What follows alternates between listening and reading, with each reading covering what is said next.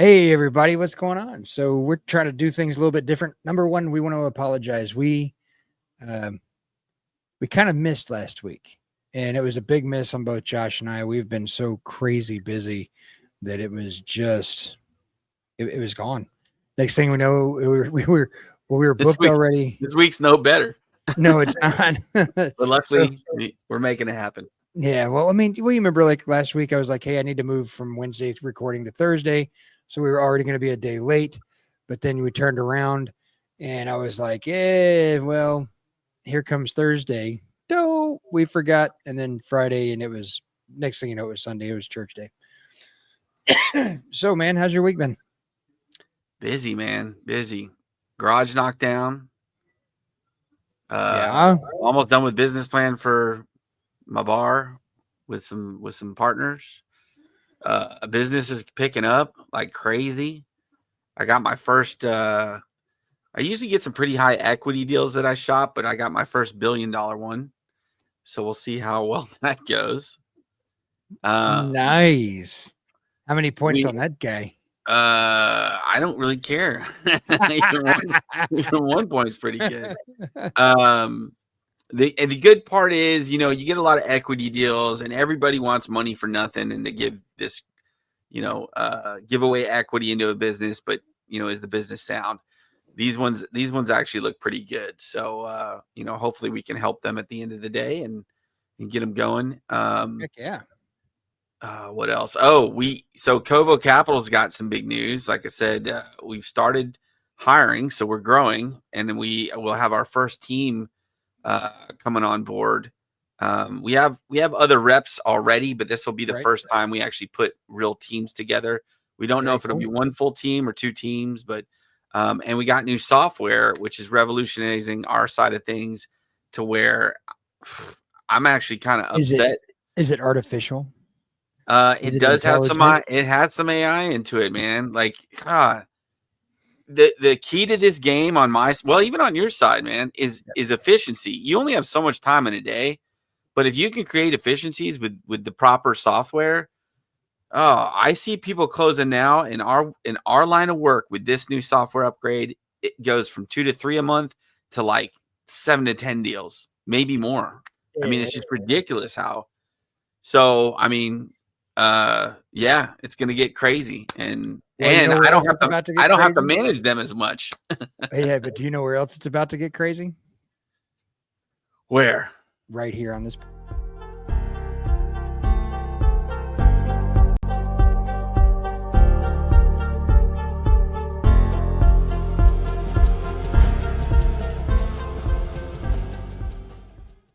Welcome to the Biz Fluent podcast, where we dive into the real world challenges and successes of business owners, entrepreneurs, and industry titans.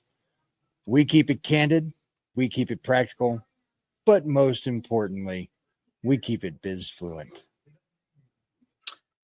Thank you for that intro. But before we jump in, a quick disclaimer.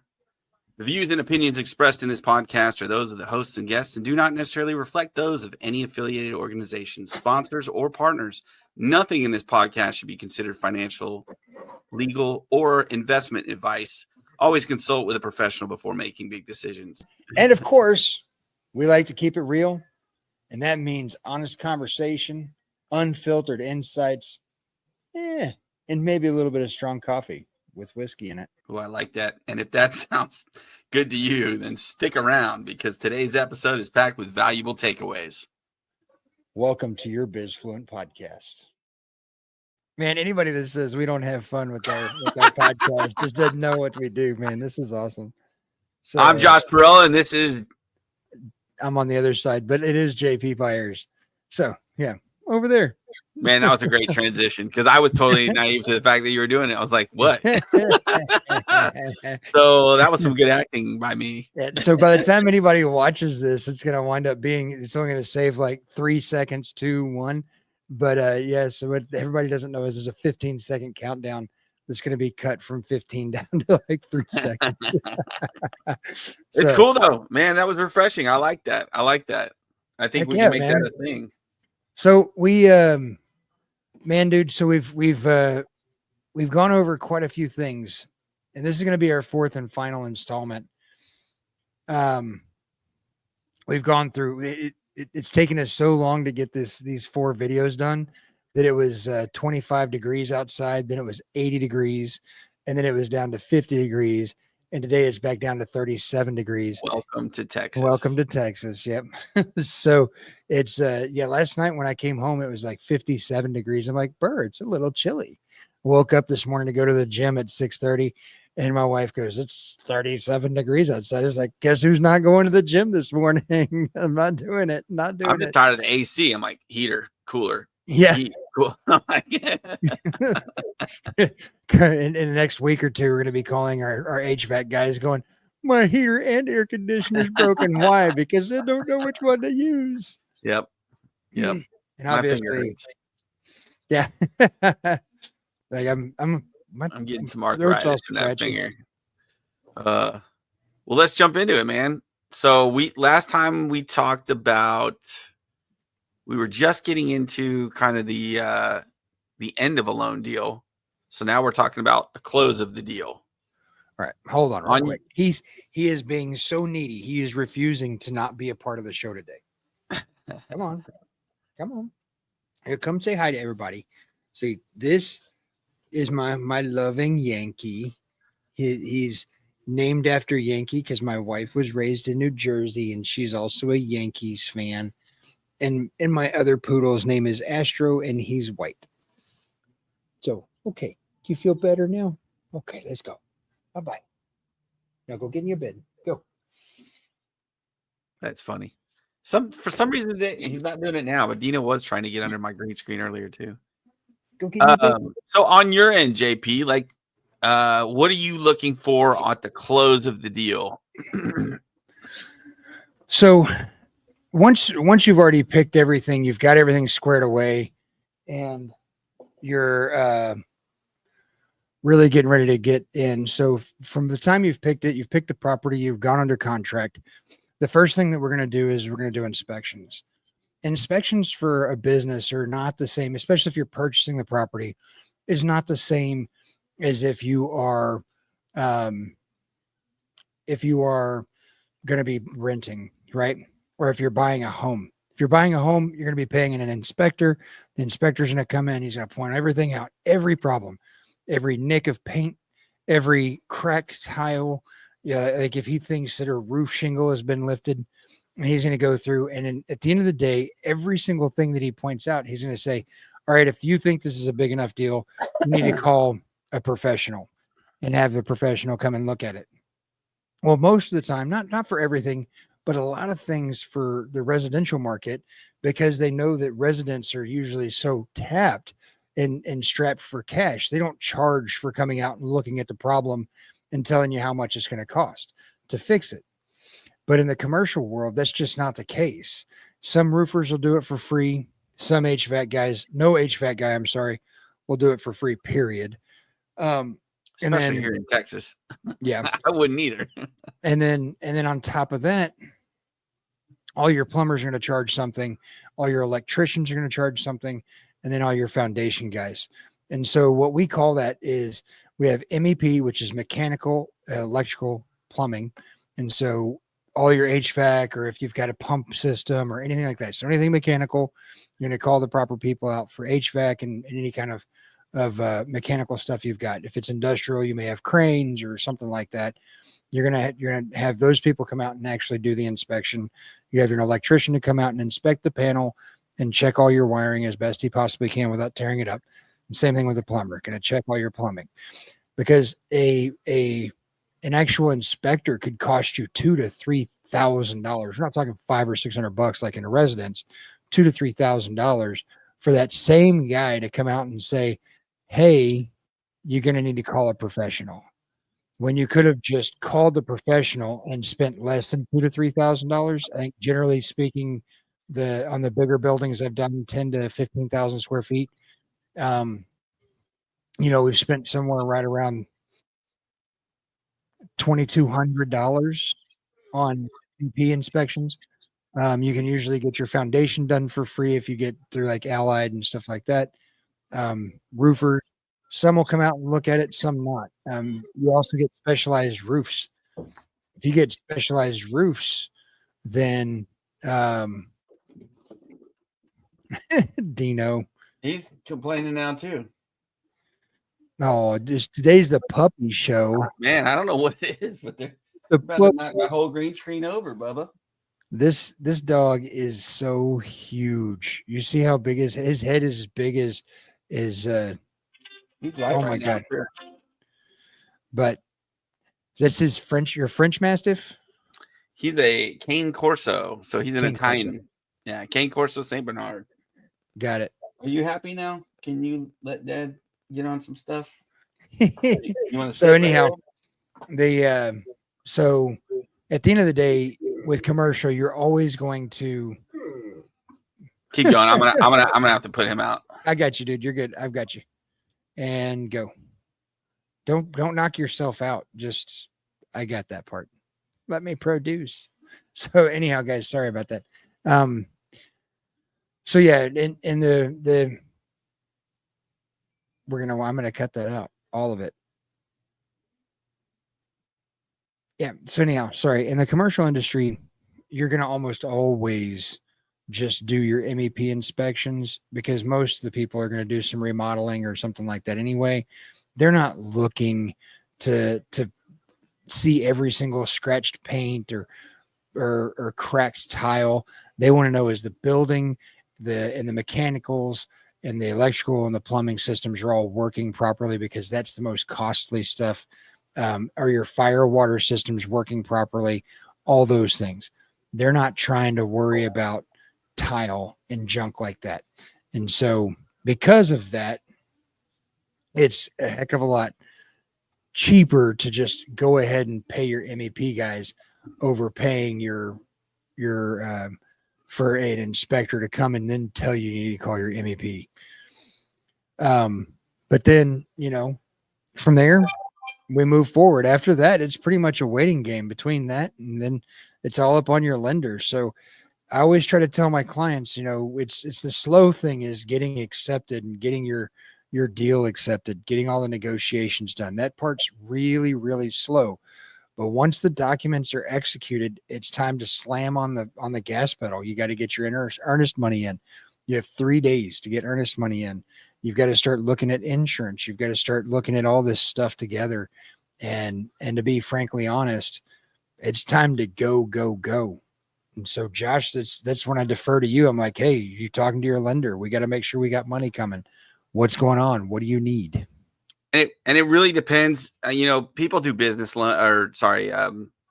business plans for a startup. I honestly think you should still do a lighter version of a business plan before you even get into any type of deal, just so that you make sure you have this nice, wide open purview of what you're doing, the tasks at hand. Even if it's a strip center, it's fully occupied. How are you going to keep it occupied? What's your marketing plan? How much money do you have to put into possibly increase your net return on it? Doing your due diligence on the building, you should still be doing. Now, if you're on the startup side, of course, it's going to be a lot more. And I'm going currently through that process myself. And you got to you got to lean on partners. And so JP introduced me a while back to the SBDC partner, Amy Reed, that was on here. So people like that, you want to start reaching out to them, making sure that you've got oversight on what you're doing, multiple eyes on what you're doing, even if you've got the experience. There's just so many parts and pieces moving that you definitely want to make sure that you've got other people looking at it with you in case you miss something. The other part of it too is specifically on the lender side. When you guys are submitting documents and all these things, when you go through the doc package, the key on that is submit what they ask for. I'm going to go through some pet peeves and kind of red flags on this. Don't submit whatever you want to submit. Submit what they ask for. Be specific on what their list is. It can get confusing. If they have a portal, use the portal. Don't send through email. The reason that is because while the emails can be considered sort of safe, you've got to make sure that they know that it's in the email, that it's transferred over to the portal, and that they then delete it. If they don't, you can have some security issues. So just, make sure that you're doing what they're asking, not what you want to submit. I get so many clients that will just start submitting all this stuff, and it could be that another bank asked for that. It could be that another lender asked for that, but that's not necessarily what we're going to look for. And so just keep that in mind when you're submitting stuff. Other than that, on the lender's side, really, once that paperwork's in, it becomes a game of credit, background check, and maybe some extra documents to, maybe there's some fuzziness in your financials and they want clarity. So be prepared, when you get into that doc phase where you're gathering documents, just know that you're going to just have to keep considering whatever they need. You need to get it as fast, because all these lenders work really quickly when they have all the documents in front. But if they're waiting and waiting and waiting, that's what's going to put your loan behind. I can't count how many times I've had somebody come in and say, "Hey, I got to close this in 45 days." Great. Give me the paperwork. We don't have a lot of time. Get the stuff in and we can get going. And they take 2 weeks. Well, you're not going to close in 45. You're not going to close now in 45 minus 2 weeks. You just killed yourself. Typically, your lenders can operate within 24 to 48 hours to get you a term sheet, and then they can typically work with a appraisal within 11 to 14 days. And then it has to go through underwriting. That typically takes a week. It just depends on how many deals they're going through. And so, just keep in mind that time is not your friend in this. That would be the other big thing, is that the sooner you get the documents in, the faster they can move. And that's really, I think that's something that should be said about all of it. Like, man, I can never tell people and speak highly enough about my clients that own Texas Flex Fitness. Man, when you want to talk about somebody who's Johnny on the spot, and this couple, they do a lot in their lives. They've got kids, they've got 2 businesses. One of their businesses has 3 branches. They're in the process of working on another branch. We're in the process of looking at moving another branch. Like, they don't stop. They just don't stop. And yet when a lender is asking him for information, it's just like that. It is Johnny on the spot, get it done. And we closed an SBA loan from start to finish. We were approved in 41 days and closed in 55. that's good. That's smoking fast. And and it's not just a matter of the speed. You guys got to realize too that, we've talked about this before too, is the 3 C's, but we at Covo Capital make it 4. And it's with most lenders, we just put it this way: cash flow, credit, collateral, character. If you're submitting your docs quickly, you've got character. It's a big green flag for any lender when they see those docs coming through.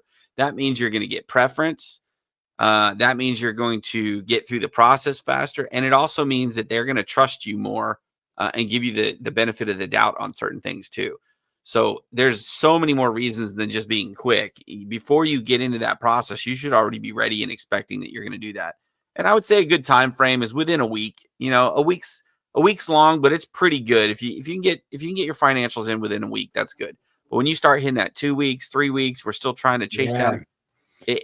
You slowly start slipping down my list as far as how much I'm going to help you. Because the thing is everybody's got a busy life. Everybody. Like when you really think about it, there's not a single person. I don't care if they flip burgers at McDonald's. Everybody's got something else going on in their lives.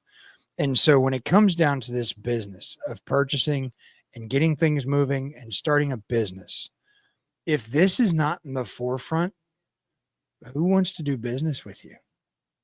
If this isn't a priority for you, why should it be a priority for me? Why should it be a priority for your lender? If you're already back burnering your stuff while you're supposed to be in the excited phase, why even more so for startups, because you're already coming in as kind of a newbie to the deals. and you're trying to prove Right. that you can, showcase yourself and do things right. But yeah, it means a lot when you're not submitting your docs. And to be honest, so like when I was talking about TFF and those guys, when we talked about that, man, 2 days was a long time.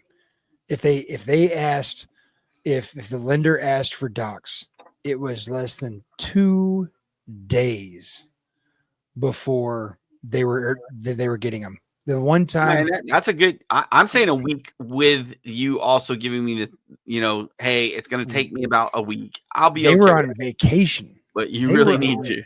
yeah, they were on Oh, damn. vacation and still getting docs in 2 days. Hey, they should be readily accessible, or you should have a CPA. And that's the other thing to seed too. If you're working with a CPA, the best trick you can do is just introduce your CPA and the lender. Stop trying to be the middleman, because it just makes everything go longer. If he passes to you and then you pass to me, that could be 2 days right there. So, well, and then to top that off, the other thing is he's not going to ask you anything, and your CPA is not going to give him any information that you don't want him to. He's not going to be asking for numbers that he shouldn't have. He's only going to be asking for numbers that you need. yeah, your application's already saying everything I need. Now it's just docs. So, and I may ask you questions based on that, and you should know that. If you don't, that's another thing that can create red flags. Is, well, why don't you know this? Yep. So So know your financials and have them at the ready. And so once you've gotten to this point where you're slamming on the gas, you're getting your docs in, we're getting all of our MEP scheduled, you're going to start getting hit with things that are going to be, hey, this is something that's concerning. If you have a PVC roof, a flat roof, or a barely, I can't remember what they call it when it's a barely angled roof, but it's not quite flat, but it's not a regular pitched roof. So it's a tar paper or a tar roof or a PVC roof. Man, those things get really expensive. Like an 8,000 square foot building's roof will cost you $125,000, $130,000. And they're the worst because they have areas where water will pool, and it's bad. It just sits there and ruins the roof really quickly. And so now it's time to start negotiating. What are you going to do about these repairs? Well, most building owners know the problems with their roofs. They're the ones that have been neglecting to get the problems fixed most of the time. And the way they're going to look at it is, hey, you signed a deal for $1 million. You signed a deal for $1 million. You knew this was a Class C property, or you knew this was a Class B property, or you knew that this was a Class A property. You knew what you were walking into. And so does that mean that you should walk away from it, or does that mean that you should try to negotiate and get it repaired? So that just kind of depends, right? It really does just depend on what the issue is, how much it's going to cost to replace it, and if you're planning on doing some changes, some modifications to the building where this repair could be just lumped in and it not scare you or worry about it. The other thing is again, how tied to the building are you already? Like it is really easy to become very tied to a building very quickly and say, okay, well, now I can't live without it. Well, if you can't live without it, you've just given away all of your negotiating power. Yep. You got to be willing to walk away. Yeah. And the other issue you come into too that is around that is appraisals. I mean, so many times you can guess what it's going to come out at. They can tell you what they think it's going to come out at. They could have even had an appraisal done that tells them what they think it is. But if it's not recent, it's not accepted, you're not good till you get the actual appraisal. And that's another thing you got to worry about with lending, because if it doesn't meet appraisal, you got to do some other things. And there are other ways to get around it, like owner financing. People forget that they can do that, but you also got to know if that owner's willing to do that. Some people don't care. They want the price, and the price is the price. Well, the other thing though is also you don't want their appraisal. You want your own independent appraisal for the same reason why you wouldn't go buy a car and just take the word of the mechanic. Oh man, are you telling me they're so honest? And so and I got a $4,500 bill today, and I was like, really? But I got a lot of work being done. Well, so the thing is right, as you go, what was the reason for the appraisal? because there's three different types of appraisals. There's the appraisal for purchase. There's an appraisal for the county appraisal district. And then there's the appraisal for the guy that's trying to borrow money against the building, but he already owns it. And the guy that's trying to borrow money against the building because he already owns it, he's going to try to get it appraised for the highest value possible because he wants to make sure he maintains that 20% or 25% LTV, loan to value. And so the next thing is if you're going through the CAD, the county appraisal district, well, they're going to try to beat you down as hard as you can. They're going to jack that price up as high as possible, and you're paying lawyers to fight them and get it down. And then you've got you. And what do you want? You want the true fair market value of that property. What's the actual true fair market value? And so when you look at market value, it's the same thing when you're trying to buy a house, right? Like your agent comes to you and says, yeah, okay, well, this house costs $300,000 and all the houses around it are, worth roughly 300,000. And you're like, okay, well, I feel comfortable. But if you go That's to hard some to of these, do with commercial. yeah, in commercial, because in commercial, that's almost no property is exactly the same. How do I find a comp on the building I'm looking at, JP? There isn't one. There isn't. One. There's not one in the city. There's not one in the cities adjoining. And so they're going to look around and they're going to go, hey, so we're going to have to do this based on a more or less a square footage type, because you've got the property value or comparison. What other properties that are like it have sold for in the general area? There's nothing. It's not a business that's earning money. It wasn't a business that was earning money prior. It hasn't been a business earning money for so many years that even if it was, none of the numbers would match and it wouldn't work. The business you're going to be operating is a completely different business. And so it's just one of those things where it's like, well, so what do you do? Well, you're going to have to take average value of assets that are kind of like it and say these appraised here. Now, luckily, Jackie's across the way sold not too long ago. But again, you still have a whole nother problem you have is in Texas, we're a non-disclosure state. And so you don't have to disclose how much you bought or sold your Did property for. Jackie's disclose? No, but it sold. No, I'm talking about the bar. Yeah, I know. I know Jackie's Brick House. Yeah, she doesn't own it anymore. I know, but what do you know? Do you know what it sold for? No clue. No. Nope. I mean, that would be close to comparable. They just got a lot more property. Right. A lot more property. But still, but they would do a business. They would do a business assessment. How much money does it make? And then that's how they'd base it completely off of what the NOI is. So, I mean, that's not, you can't do that with your building. So it wouldn't matter because you don't have any value in the business. So there's a lot of things to look at. It's one of the reasons why it makes doing a startup.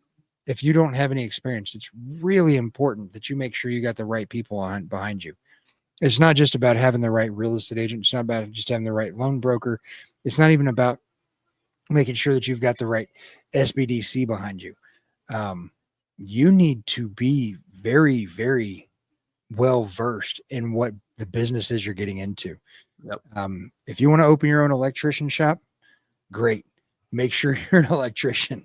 If you're not an electrician, you better make sure you already have proof that you're hiring a master electrician from right here. If I didn't have the experience that I had prior, I wouldn't have even been able to know how to do this deal.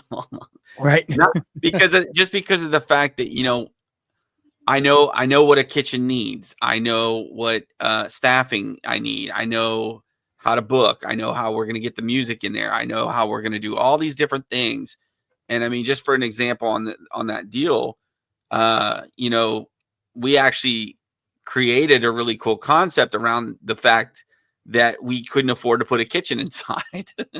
Right. So we put it outside, but that saves us from vent hoods and other vapor catching things that we would have to do. Now we still got to do a sprinkler system throughout the whole thing, but then not have to do vent hoods to be able to weld our kitchen outside instead of having gas hooked up to it it saves us a ton of money.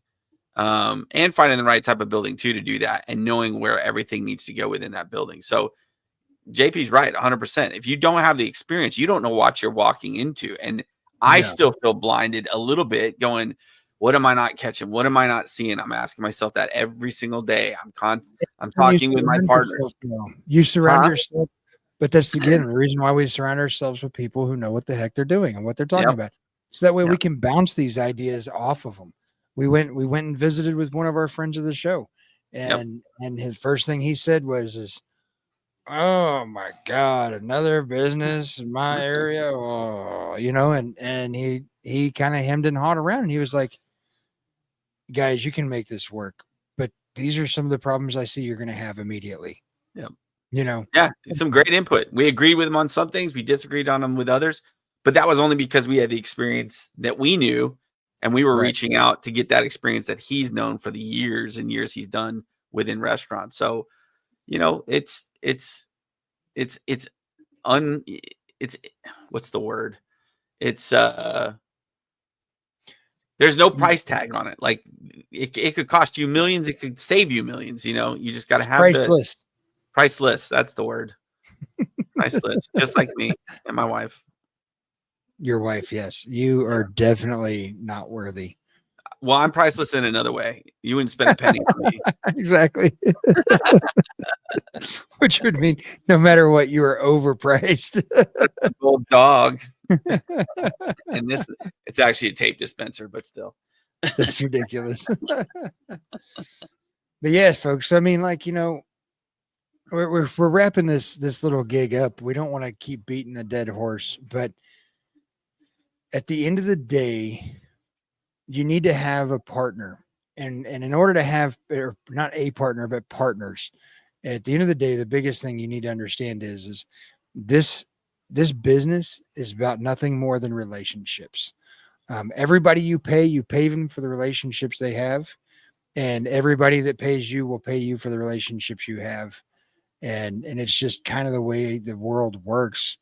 It's one of my favorite parts about the Go Giver is the Go Giver really, really, really anchors itself on you being a person that's worthy of knowing, and that you as long as you can use relationships and leverage relationships in a way to serve others, you will always find money. It's not about, hey, I need to start this deal because I'm going to get rich quick. There's no such get rich quick scheme that doesn't wind up in jail. Like, that just doesn't happen. Like, Well, it is that goes back to the tandem of it's basically problem solving.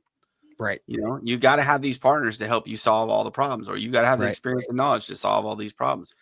If you come up with a problem, you can't just freak out and go, well, I can't do it, unless it really just can't be overcome. And then that's a question you need to ask on the building and the project. But right. I mean, typically that's what me and JP are doing every day, is just problem solving. And because we have a Yeah, wide array of teammates, that's how we get it, most deals done, or more deals done. absolutely. And it just gives you so much more to work with. We literally have people all over the nation that I can pick up the phone and call. If I've got some car wash questions, I've got people I can go to. They're in Georgia. They're not here in Texas. If I've got restaurant stuff here, I've got plenty of people all over the place surrounding me that do restaurants. Retail, same thing, all over the place here. Think about the parking problem. Think about how many people I had to reach out to, and I had one that suggested this idea because we were going to be cash poor going into the actual business with how much money we had to inject into that. But we didn't have parking, and there's a lot next door. And reaching out to a partner that I've done deals with and still do deals with, made this suggestion. Hey, you do have value. You just aren't thinking about it. And I'm like, oh man, that's Right, a great idea. right. Still need to hear back from them to see if they're going to accept that deal. But it was a very fair offer, and made a win-win for the seller to hopefully help us complete this project. So, in fact, I need to reach out to them now. I'm thinking about it. So, guys, Anyways, it's kind of a little bit of a short one today, but like I said again, we wanted to make sure we short and wrap this sweet. up, make it number 4 of 4. We originally thought this was going to be a 3-part series. And by the time we got halfway into the part three, it was quite obvious this was going to be a 4-part series. So, you know, we wanted to make sure we closed it. And then you close the deal. And when you close the deal, you do your happy dance. And then if you thought it was time to relax, wrong. Now it's time to really hammer on the gas pedal. You'll find that business is a lot like driving a race car. If you're going slow, it's because your RPMs are high. And if you're going fast, it's because your RPMs are getting higher. That's it. Like That's a great example because you're in turns and straightaways quite a bit. You slow down for that turn, but then all of a sudden, boom, you got to get to that straightaway. That's a nice analogy. Yep. And so, guys, we love you. You guys are awesome. We really appreciate every single person here that's been watching our show. We've grown quite a bit over the last year. Man, we can't tell you how much we appreciate y'all. And we love doing this. So participate. Yeah, we do. Don't forget to like, subscribe, follow, comment. We should, like I said, we should be going soon to some of the audio podcasts sites. So you'll be able to hear us while listening in a car or something. That would be awesome too. Yeah, I got to start ripping sound out. And then once I start ripping sound, we should be able to do that fairly quick. Yeah. So looking forward to it, guys. Heck yeah. Have a great week. Have a blessed week. Bye.